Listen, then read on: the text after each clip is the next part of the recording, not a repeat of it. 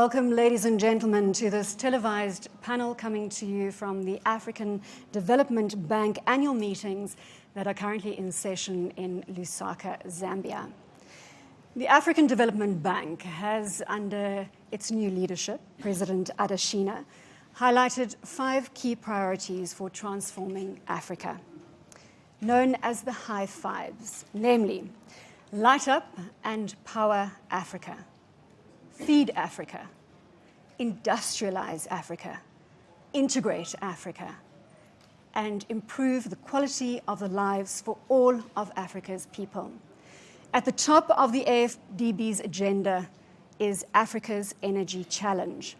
To take this discussion further, I am joined by His Excellency Paul Kagame, President of the Republic of Rwanda, His Excellency Uhuru Kenyatta, President of the Republic of Kenya, and Dr. Adesina, who is President of the African Development Bank. Before we proceed, I want to put some stats on the table that bring in some voices that are not represented in this room. Africa accounts for 16% of the world's population.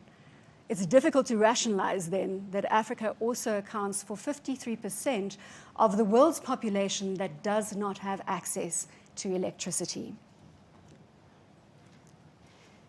Borrowing from the Africa Progress Report 2015, which is Power, People, Planet, a woman living in a village in northern Nigeria pays up to 60 to 80 times per unit of energy more than a resident of New York City because she is not connected to the grid. 900 million Africans use less electricity than 47 million people living in Spain. 645 million Africans do not have access to electricity. 700 million Africans do not have access to clean cooking fuel. 600,000 Africans die on an annual basis due to polluted household air, and half of those are children. President Adesina, the New Deal on energy for Africa, what is different and how are you going to catalyze the energy landscape across the African continent, sir? Well, thanks again. I think the numbers that you gave out essentially talks about the real issue we have to face. First, it doesn't make any sense at all that Africa today is known for darkness, right? In particular, when you start the kind of statistics you gave about 645 million people not having access to electricity, and even to do a basic thing like cooking, right, which we all take for granted. You've got 700 million people that don't have access to clean cooking energy. No, we have made a decision that it starts at the start. We're tired of them, right? Africa needs to solve this problem. In solving that problem, we've got to realize that we are also sitting on massive amount of potential. Don't forget that on this continent, right, we have so much solar potential, right? We can use all the sun until it becomes the moon. We've got sun everywhere, right? We've got geothermal in where these presidents, President Kagame and President Kenyatta are there. We've got a lot of wind power. We have a lot of hydropower. We've got everything. So the key really for us is we've determined as the African Development Bank that Africa cannot go forward without actually having electricity. You need electricity for schools. You need it to get vaccines in the hospitals. You need small and medium-sized businesses to have electricity. And industries don't run on air. They run on power. And so we've said that the critical thing that we must do is make sure that Africa has access to universal electricity within 10 years. It's not a brain surgery. We can do that, you know. And the key really for that is the African Development Bank has made a decision that will prioritize the New Deal on energy for Africa. And our goal is pretty clear, right? We want to add 160 gigawatts of electricity to the grid. We want to add 130 million people connected to the grid. And to just give you an idea of that, it's like going to President Kenyatta's country where they have KenGen that's doing a great job, and you do it 90 times. It allows you to do that. We want to connect 75 million people to the off-grid systems. And President Kenyatta's country has a fantastic thing called M-Copper, in which they are able to do that. You do that 300 times. That problem is solved. And we want to connect 150 million people to clean cooking energy. And that's why the bank has decided to put $12 billion of its own resources on the line to address this problem. but also to leverage others. That 12 billion is over 5 years, the investment. That's 12 billion over 5 years, but we plan to leverage 45 to 50 billion dollars of private sector money into that particular space. Now, the thing to really understand is the fact that these presidents are doing incredible work. You look at President Kagame in his country. I always say that his country is a very small country, but it's like Intel in a computer. He's doing amazing things as a president. President Kenyatta is doing tremendous things in terms of renewable energy and all of that in Kenya. So we have worked with our presidents, and they've made a political decision that Africa is tired of darkness. And we, as the African Development Bank, that is the bank for the continent, we've made the decision that we're going to back Africa in terms of grid-based power, mini-grid power, off-grid power. At the end of the day, we've got to realize that when we talk about energy, we need energy for three things. Energy to light up the bulb, energy to allow us to be able to industrialize, so we need base load power. We also need energy for clean cooking. And so I just wanted to be clear that we're not just talking about lighting the bulb. People lit that 138 years ago with Thomas Edison. That's not the big deal. The big deal for us, for these economies of Kenya to move, economies of Rwanda to move, of Africa's economy that gets 5% shaped up on their GDP, is to have base load power. And you use the analogy, sir, of energy being blood of the economy, yes, with which we will not survive. Absolutely. Then we bring President Kenyatta in. President Adesina mentioning the geothermal power plant, which, sir, is the 9th largest in the world. So congratulations. And I think what we want to do in this session is draw from the successes. How can we take what you've done and replicate that across the African continent? So how have you pulled in private sector investment into your energy projects in Kenya? I think the first thing that we did is that we moved away from the vertical integration that we had, where we had, generation, transmission, distribution, all run by one central parastatal with all its inefficiencies. And we moved to a much more horizontal type arrangement where we separated generation, transmission, and distribution into separate companies. And we focused largely, first and foremost, on generation as being the key, because we needed to get adequate power. We then went out and did major reforms to our entire energy sector in 1997 and passed all the necessary legislation that actually opened up the generation part of the industry. And through that, commercialized our own generation entity, as he's referred to it, our Kengen, commercialized it and made it to start operating on a commercial basis and a standalone and move through with that. We then created a geothermal development company, which was largely going to tap, because one of the biggest problems we found is in order to attract private sector, we needed to, first of all, establish that we had proven reserves of geothermal. So our GDC, as we call it, went out ahead and started doing the key exploration. And this we invested in as a government, in GDC, to show and to prove that we do have adequate geothermal reserves. As a result of that, and putting in place a proper regulatory framework, we were able to show a success, a commercial success story in our own Kengen. We have been able to attract up to about, let's say, 30% of our energy requirements are pumped into the system by the private sector itself. We are having more private sector companies through PPPs and PPAs signing up power purchase agreements with our transmission and distribution companies. Is it true that you'll be doubling your geothermal capacity by the end of 2016? We have already actually reached that target. So you're moving quicker than the stats are accounted we are for. now on about 650 megawatts of geothermal power, which is currently accounting for approximately some 40% of our energy requirements in Kenya, and we are still pushing to expand that. But now, with the environment created, we are now asking private sector to be the ones now to take the lead. Proven reserves, proven commercially operated entities that are working and making profit and money. And we're now saying, let the private sector now come in, right? And do the rest. We have opened up the space, we have opened up the path. Private sector can now actually come in and dominate, especially the generation side of the business.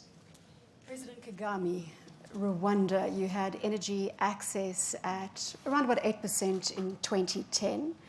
That increased to some 24% in 2015. You've got installed capacity currently at 200 megawatts. You are targeting 563 megawatts come 2018. Again, I'm going to ask you, sir, as an example of the right development being made in the energy space, what lessons can we draw from you and from Rwanda specifically? Well, let me give it a context. First, I wanted to add to what these leaders are saying. And I think this conversation and this moment and these leaders we have here on the panel are all very exciting for Africa in a sense that there is a new momentum and we are trying to do now and with a sense of urgency what we should have done long ago, but it's never too late. It's never too late. We can. So I think that's the starting point. And why am I saying we are trying to do some of the things we should have done long ago? If you look at, in my own country, we are dealing with old problems as well as new problems we have to deal with. The old problems, for example, we found there were plans in my country for generation of power, but nothing else. So you can't generate power and you have no distribution capacity, you have no transmission capacity, or even the institutions that actually manage, meaning in terms of utilities in place, which I think President Uhuru Kenyatta of Kenya has just put right. There has to be reforms of these utilities that we have across the board in Africa, and then address those other issues. So for us in Rwanda, what the statistics you've given are in that context and the progress we have made so far. And we are happy that with the sense of urgency in African Development Bank and the collaboration we have, for example, in the East African Community region, is very interesting because the new energy deal the president of the African Development Bank Group is talking about is actually a big deal. And Rwanda from 7-8%, to 24%, then in fact and that is generally in access to grid power, while off-grid power we have started from 5 and we are moving towards 22. This is off-grid itself. And then the other figures which you have mentioned. But the approach for us has been threefold. One is making sure that we indeed have this right mix. What percentage do we have for off-grid? What do we have on-grid power to power industries, as well as, fulfill the obligation of lighting up Africa and powering Africa, meaning really industries, because some of these industries we are talking about as an objective of Africa and all our countries, we may not be able to achieve that by just off-grid solutions. So the right mix has been coming up, and so we have our own resources within the country, both from which we can generate power and limited means in terms of capital to invest. But we have also this capacity coming in to boost our own from, say, an institution like African Development Bank, and then the collaboration we have within the region. In fact, the other day, for example, Kenya wanted to give us power. They wanted to sell to us 30 megawatts. But I hope you took it. no, I was ready to take it, but there was no transmission capacity to. So this is why I started with what I was talking about. So we are trying to catch up on many things at the same time, but I think it's coming up very well. So unfortunately, power cannot be stored in this sense. The 30 megawatts Kenya wanted to give us is not just there waiting, being stored to be transmitted. Maybe when we have... It's lost power. It's I lost hope the power. offer's still on the table, President Kenyatta. Yes. It's not going to disappear anytime soon, Yes. President Kagame. So, President Adesina, why do Africans need to care about climate change? We looked at the stats at the top of this discussion. Why should we care? Well, you know, if you take a look at Africa's contribution to climate change, it's absolutely nothing, right? Africa's contribution to greenhouse gas emissions is only 2%, right? The rest of the developed world have been developing off the back of an Africa that actually was not contributing anything at all. But just about 3 weeks ago, I took a big trip around, and you look at East Africa, you look at Southern Africa, 13 or 14 countries that are going through serious problems of El Nino are in East and Southern Africa. President Kagame's country in Rwanda had floods, and President Kenyatta's country in Kenya had massive devastating floods. So you have a continent that has been shortchanged absolutely by climate change. My point is, it's time to actually have climate justice for Africa, and also to make sure that Africa is not shortchanged in terms of climate finance. Now, the critical things that we've got to do is to find out solutions that work and work fast. At the African Development Bank, I announced that we were making immediately available $549 million to support countries to cope with the emergency situation.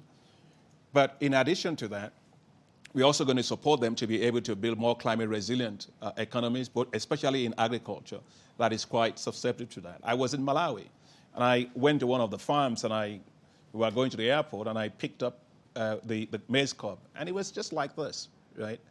And that's the aspiration of a whole household gone just like that.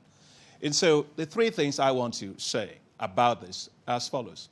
First and foremost is that the amount of money that was promised, right, for $100 billion in COP21 for developing countries to do climate adaptation, that money, we have to see the color of it. That money has to be paid very quickly because the countries are suffering and suffering very, very hard. Second is that we have global finance mechanisms, right, for climate change.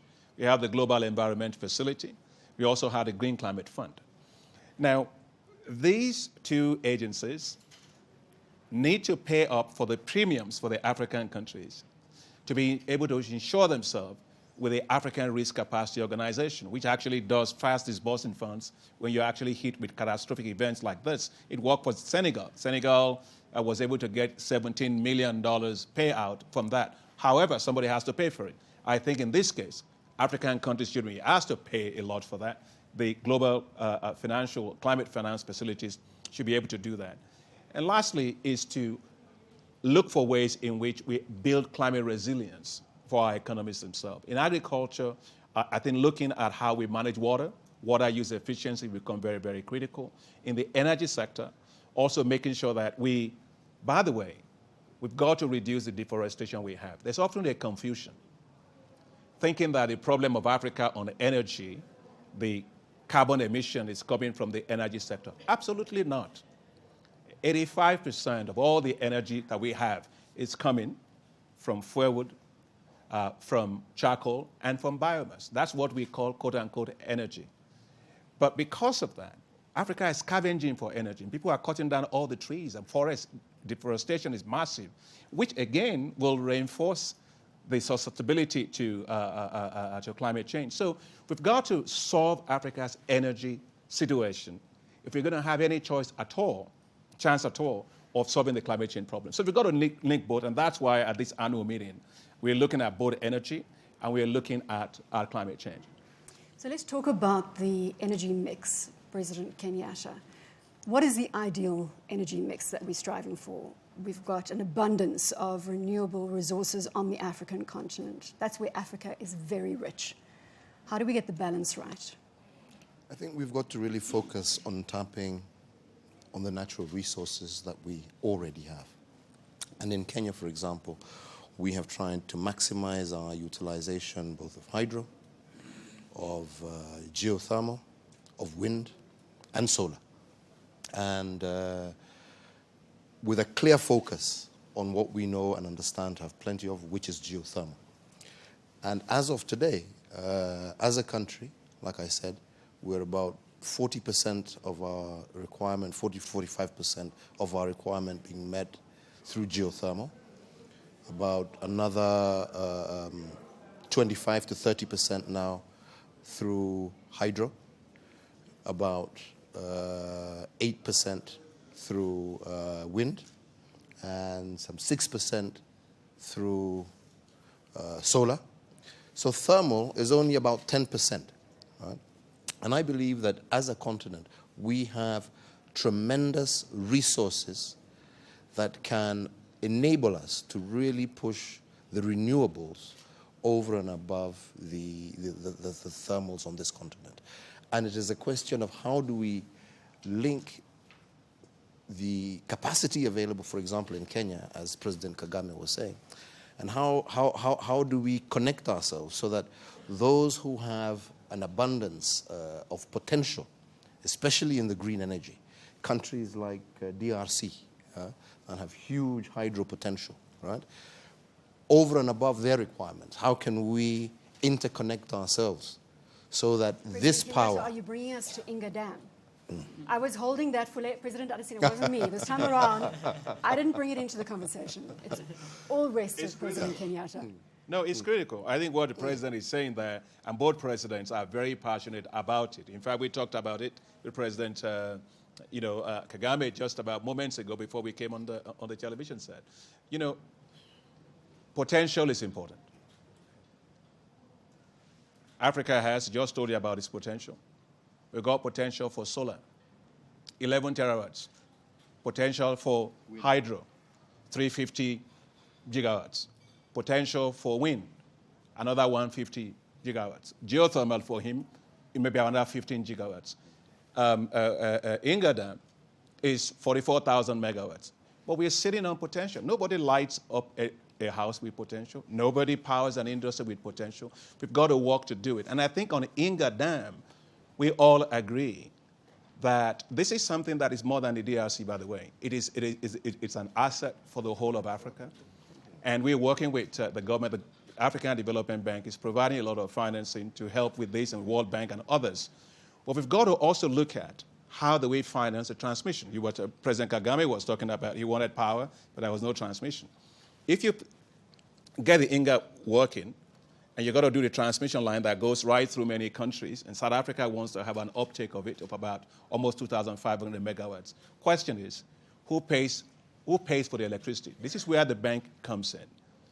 We as a bank said that we will be willing to float power purchase bonds across all the countries where the electricity lines will go through, provided what President Kagame was saying about the reform of the sector in terms of the tariff. If there's cost-reflective tariff, we can easily float those bonds and make sure that this gets done. I can tell you that as leaders, we are determined to fully unlock that potential of the Inga Dam. So I want to get President Kagame's view on what has happened over the last 2-year period, specifically with regard to Inga Dam. The Africa Progress Report that I referred to earlier in our discussion, again, Power, People and Planet, indicates that there is progress being made on the ground, and that is being reiterated by what President Adesina says. If you could respond, sir, and then President Kenyatta, if you can come in. Well, maybe we shouldn't be bogged down by Inga Dam as a project which holds so much for Africa here in terms of power, because at the end of the day, it doesn't matter how much we speak about the right things to be done. the decision is made by somebody else somewhere, and all of us have got to wait whether that decision is going to be made. So in other words, I'm saying we may have the right ideas, we may have the best of intentions and express them, but at the end of the day, if a single voice is going to veto or dictate on the course of events, then you are stuck. But let me add a few things for the earlier question about the mix. Yes. One, that is really dictated by a number of factors. One is the availability of these energy resources from which we can produce electricity, whether it is geothermal, hydro. In our case, it is methane gas. And we're having so much, peat, coal, and we'll come back to that. I think President of the African Development Bank said something useful about whether we really have to go entirely off-grid or renewables direction and forget something else with all the dangers involved. But that's a long debate. I'll come, maybe we shall have it another time. But if you look at these resources and then look at the needs can also be divided according to how we are going to invest. Lighting homes, lighting even streets, or lighting hospitals, schools, and so on, this may not need the kind of baseload power the African Development Bank president was talking about. You can use solar, you can use different kinds of off-grid solutions. But if you are powering industries, if you are talking about, and separating rural areas and urban areas or where the industries are located, then that will dictate the mix as well. That's number two. Three, it's the capacity in terms of capital to invest to produce whichever energy choice we have made to power or to light up homes. So all of these things will dictate which way we go, because we can't hold up, we can't hold on lighting homes, for example, and don't invest in solar or other off-grid solutions because we are waiting for INGA or some other, no, we have to do it at the same. Absolutely. Make a difference on the ground. You look at the problem as it is, what the resources available, both in terms of where you are going to draw energy from or the capital to invest, and how much of that, so that, again, it results into not only access, but also affordability of this energy we are providing. We're not allowed to go further on INGA, so let's just leave that for now. Let's talk about utilities.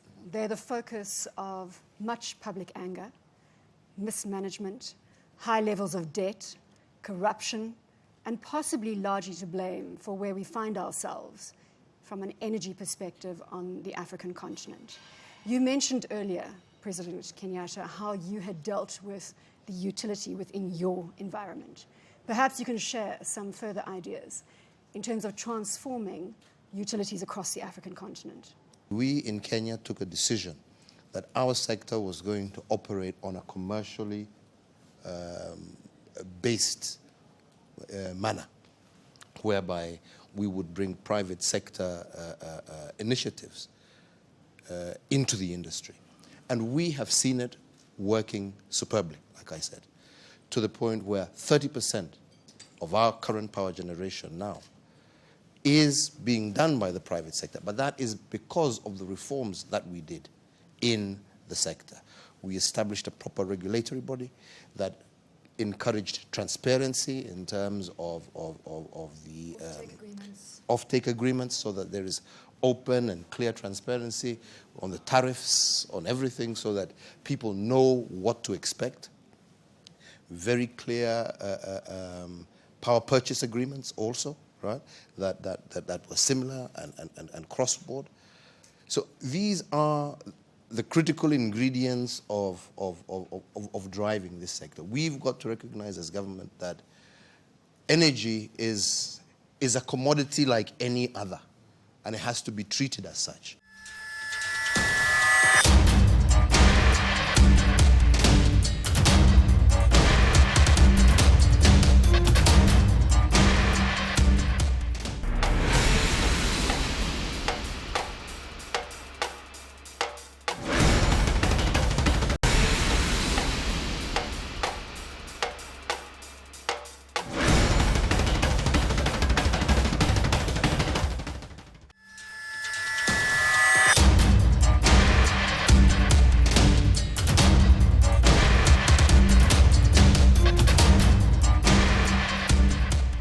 So it's difficult to challenge you, gentlemen, because the right political will is right here in this room. It's visible to everyone.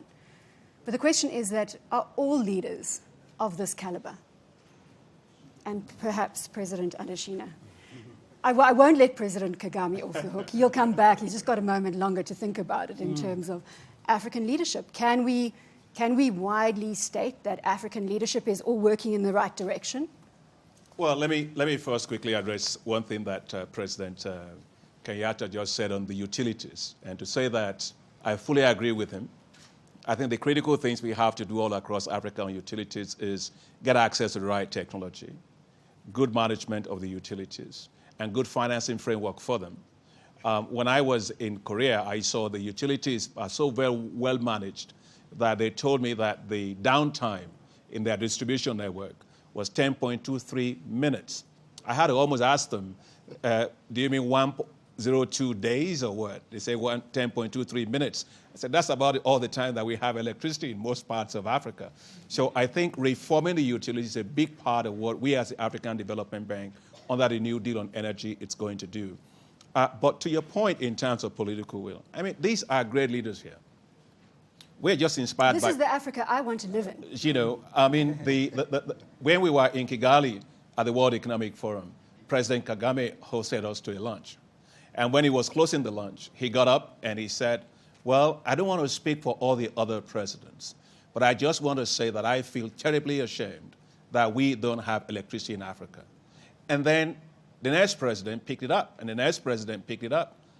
And when I actually challenged our heads of state and I said, well, look, it's going to take money to do this, right? We will bring ours, but we need more money from the countries. And I was making the point that the share of our GDP we're spending on energy today is 0.3% in Africa. But if we increase that to 3.4%, we'll make about $54 billion available annually, which is about just the gap we need, you know. And then President Bongo of Gabon got up and said, well, look, we will do exactly that. That is what we're talking about. The fact that African leaders themselves feel that this has to change. They want to accelerate their growth and development. They want to add value to everything they produce. They want to create jobs for their own citizens. And you don't do that on air. You do it on power. I think the political will is extremely strong right now. I think, you know, since we launched a New Deal on Energy for Africa, you were there at the World Economic Forum. We had so many African heads of state there. So I feel excited. President Kagame said it, you know, that there is a degree of impatience right now to solve this problem. And so over to the leaders. They're the ones doing a great job of it. Perhaps maybe we rephrase it and we say, does the good leadership outweigh strongly the bad? Well, let me stick to one kind of argument. One is I see good progress being made across Africa. There is good commitment. There is clear commitment on delivering by leaders, and there is demand in the private sector. There is demand from the ordinary citizens. So there is pressure already, and there is also commitment by leaders. Maybe what we could be talking about is the speed at which we are moving, the right one. I think there is progress, but there needs to be made more progress than probably we are making. I think this is where the argument is. So we need to find some ways of accelerating what we are doing. But I think there is a commitment broadly by leaders. In some places, much more progress than in others. We are not all moving at the same time, speed and the pace. But I think really one has to be fair in a way, looking at where we are coming from and where we are now. There is much progress. There is hope today that we can even do better tomorrow.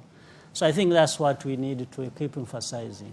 And perhaps picking up on that, President Kagame, to bring in President Kenyatta, one of the key themes at the World Economic Forum on Africa in Kigali just last week or the week before was the fact that Africa's battling to get long-term projects to bankability phase, and that there's a bottleneck forming right there. And perhaps that speaks to what President Kagame is saying, is that progress is slow.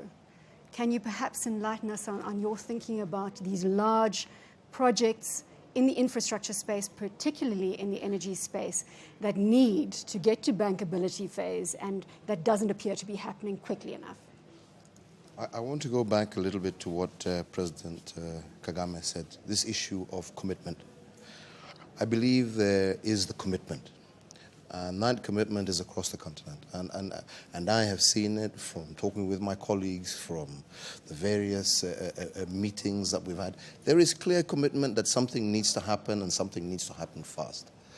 I think the problem and the challenge is Africa has also many challenges.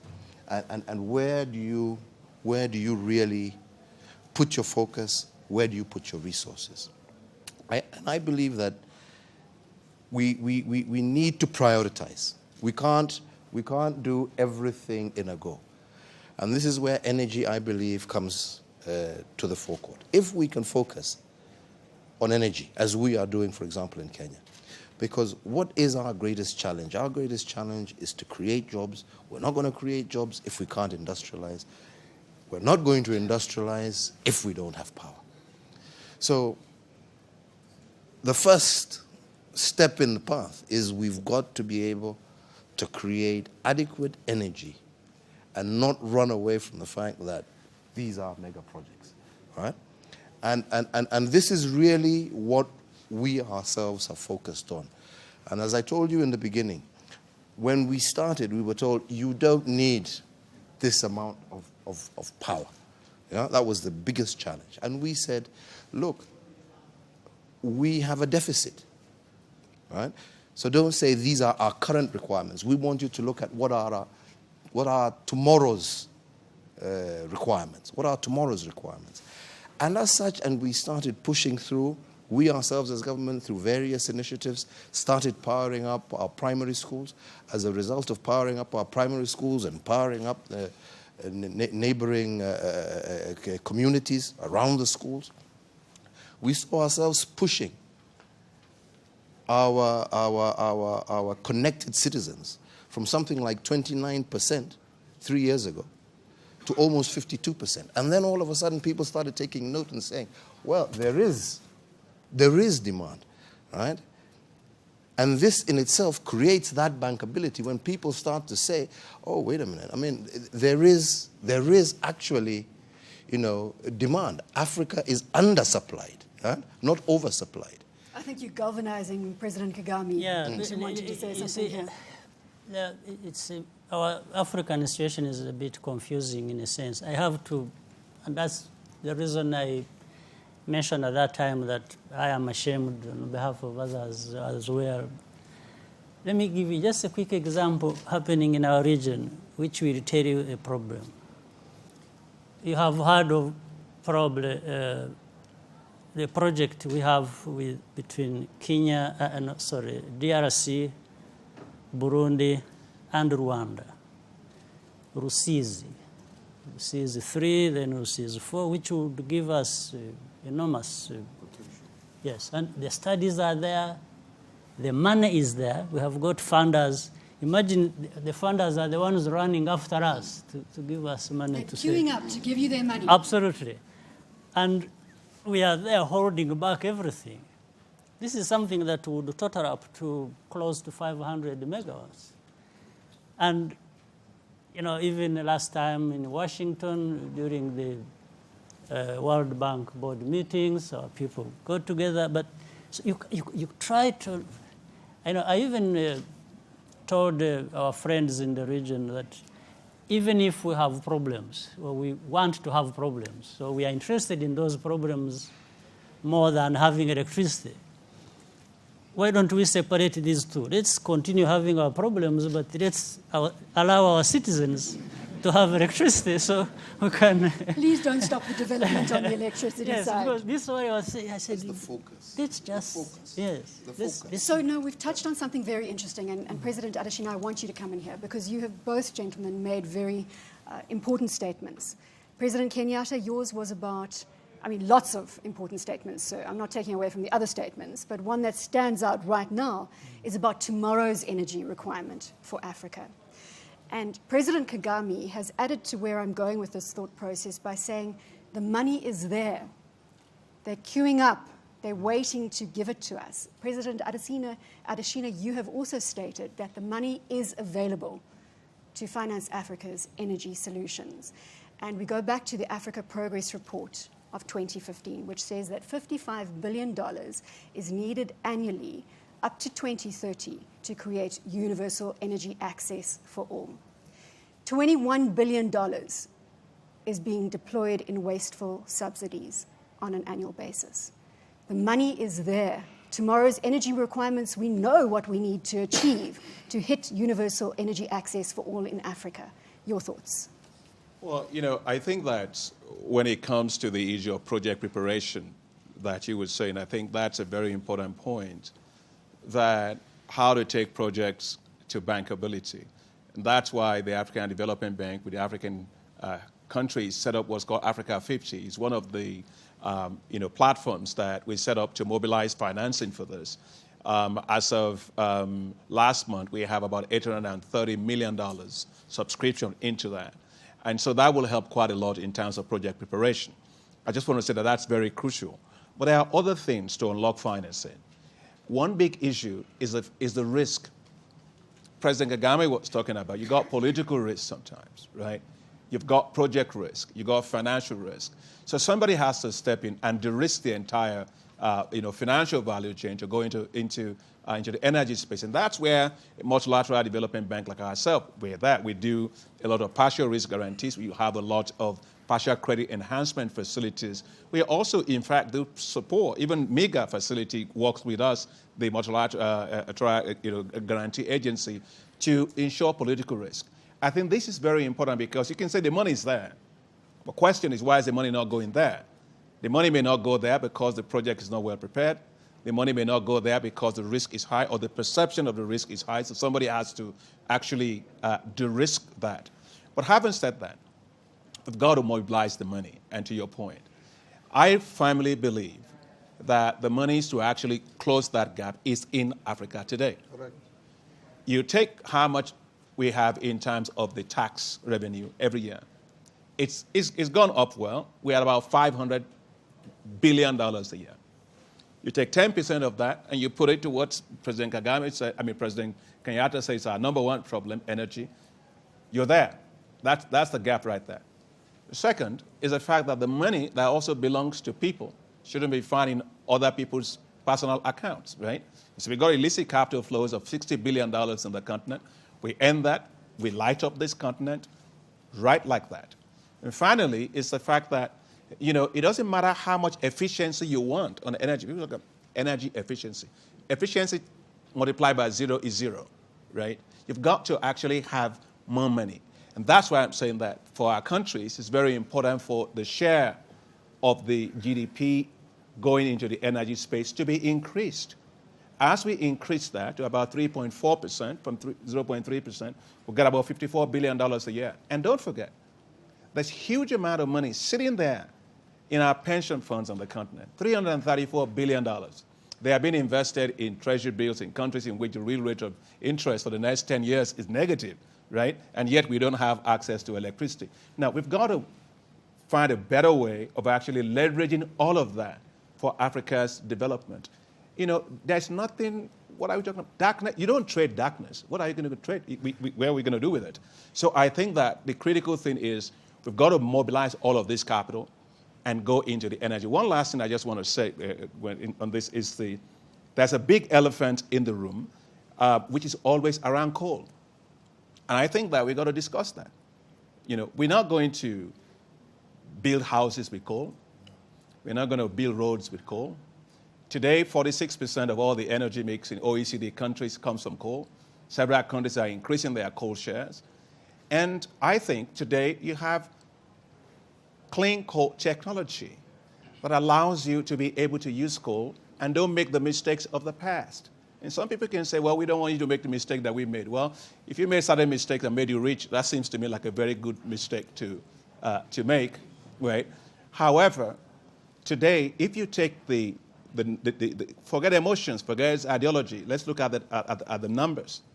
In Africa today, CO2 emissions coming out of the 85% we have coming out of our relying on biomass. Average household generates 5 tons of CO2 per year currently in what we call the energy mix of Africa.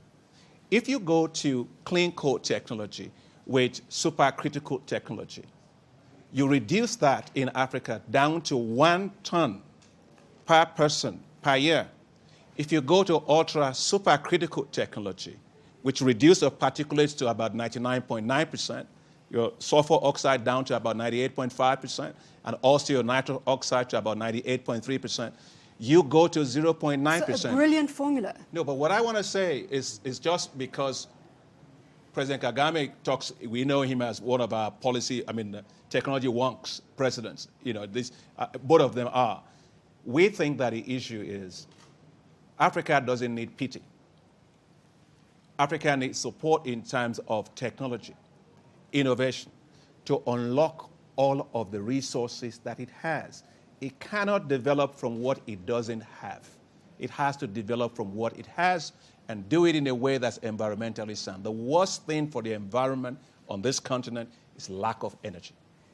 Are we embracing those technologies, gentlemen, specifically in investigating the clean coal scenario? And perhaps, President Kagame, you want to take this? Yes, that is already happening in my country. For example, we have a European company that is investing in a generation of power from peat. Peat is similar to coal.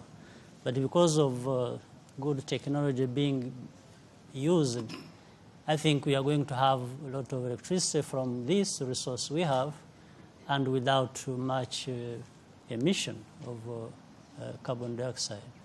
So that is the way to go. If you can have these resources that are doubtable in terms of clean energy, but also using the newest technologies available on the market, then we mitigate the problem, as the President of Africa. President Kenyatta, your experience with clean coal technologies?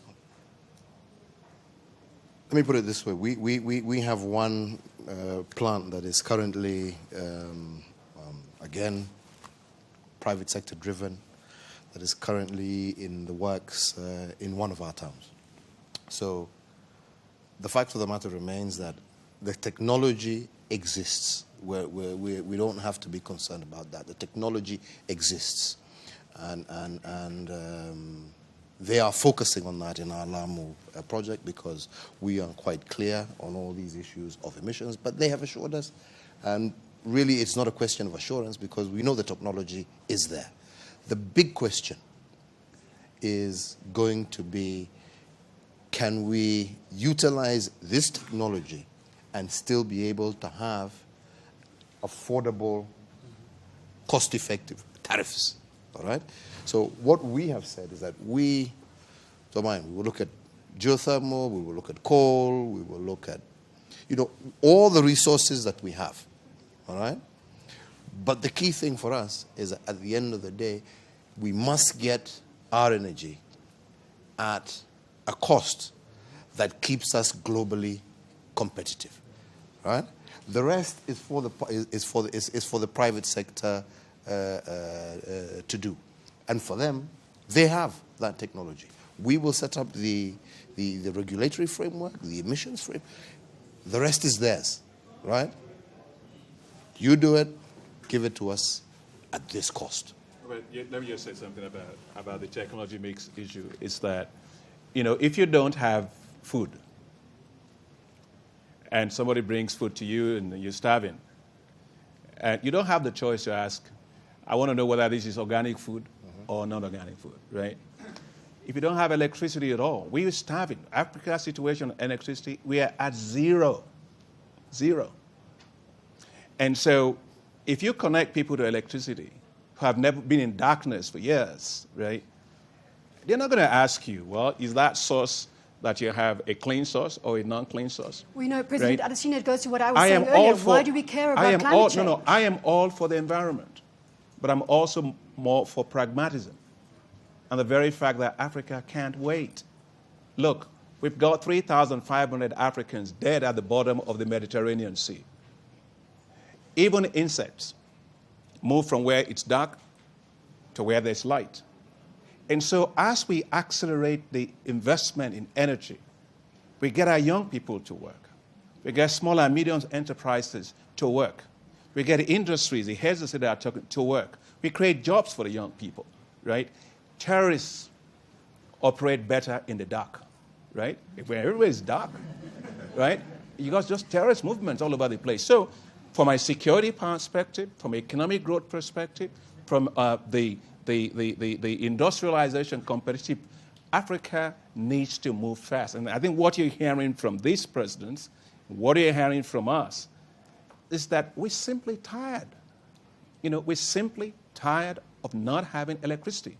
Look, if I have electricity, over time, we at the bank, we are supporting grid, we're supporting mini-grid, we're going to support off-grid, we're going to support renewables, we're going to support gas, we're going to support those that want to use coal. We want you to use the best technology ever. Use everything. In fact, we are tired of poverty. We are tired of bad environment. So we need to deal with both at the same time. So one way of dealing with both at the same time is to invest in industrialization. So as we invest in industrialization, we have to be thinking about these clean technologies, but that allow us to power industries. We can't be without industries. In fact, sometimes when people have just talked about renewables, that's fine. They can only serve us that much. So what happens to the rest?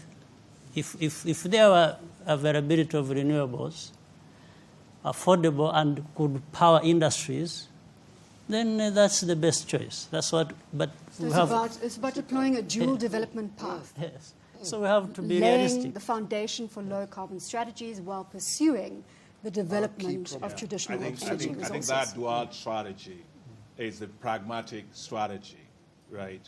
The president here, you look at Rusizi that President Kagame mentioned, even the methane work that they are doing, and the great work, in fact, the Lake Turkana work, which we also financed in Kenya. We, as an African Development Bank, we are all for accelerating renewable energy in this continent. And we will fund a lot of it. We will even provide preferential financing for that. I'm all for that. But I'm also a very pragmatic person to know that today, right, we're way behind on everything. President Kagame, we were with him, when we were having the debate on fourth industrial revolution. We missed the first one. We missed the second one.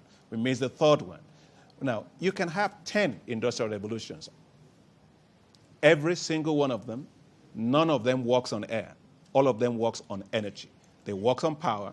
And that's why we think the narrative on Africa's energy needs to change. Look, if you have an y-axis and an x-axis, if you have somebody here who has a lot, they can transition fast. They can have a decay and go down.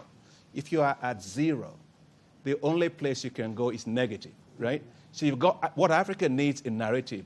It needs an energy boost. It needs the right energy mix. But we need pragmatism on this issue, not ideology. I just want to add one more statement. Again, it comes from the Africa Progress Report, and that is the analogy. When we look at the mobile environment and the leapfrogging, we use that term ad nauseum sometimes, but we leapfrog the fixed line infrastructure with mobile technology. There is just a thought, and I don't want to debate it now further than we have. Frogs. if you leapfrog, you don't go anywhere, yeah? You can't kill my statement before I come to the crescendo. I'm just saying, let's put it out there that renewable energy could help us as we develop both of those. Absolutely. As you say, Yeah. it could help us leapfrog that traditional infrastructure requirement. Let's go back to the New Deal on energy for Africa. $12 billion on the table from the African Development Bank over a 5-year period. You want to encourage private sector investors to match you, more than match you, on that investment in Africa's energy space. You want universal access to energy for all by 2025. You're driving an ambitious agenda. The final word to you, sir. Well, let me say that in terms of development, political will is the currency for development. And when you have leaders like this that are very committed, it makes things possible. It gives you an inspiration that you can do anything that you put your mind to. Money is not the most important thing. It's the political will to actually do the change. And I think that's what you have with the heads of state that we have here and several others. The second thing is that the African Development Bank is not going to do it alone. And that's why we launched what's called the Transformative Partnership on Energy. President Obama has a great initiative, President Obama's initiative on Africa, Power Africa, the Sustainable Energy for All of the United Nations Secretary General. We have the UK government, we have China, we have Japan, we have so many countries, Germany and so on, that are all involved. So we're going to work together in partnership to be able to mobilize the resources, to be able to de-risk the investment, including the World Bank, by the way, but also to be able to ensure that we can actually do practical things, as the President is saying. The approach to the New Deal, it's business-like. We're going to look at what we can replicate and do it faster, right? That's really the key thing. But I want to say that accountability is very crucial. I am absolutely confident that with the kind of political we will have, with our own commitment, the support we have from our Board of Governors and our Board of Directors, and also from our partners in this new time for Africa to have universal access to electricity, I'm confident that we'll get there. China got there. Malaysia got there. You look at Vietnam, it got there in a very short period of time. There's absolutely no reason at all why within 10 years, Africa should not be totally lit up. No reason at all. Absolutely. Thank you for your commitment, for your honesty, and thank you very much for joining us for this debate. There's no doubt that Africa's energy deficit is a huge challenge, but it is also an enormous opportunity, potentially with a triple dividend: reducing poverty, stimulating economic growth, and if we do deploy a low-carbon path to development, then we are looking at a sustainable planet, and that is for your children, your great-grandchildren, and your great-great-grandchildren. That's certainly a legacy worth investing in. Thank you very much. Thank you.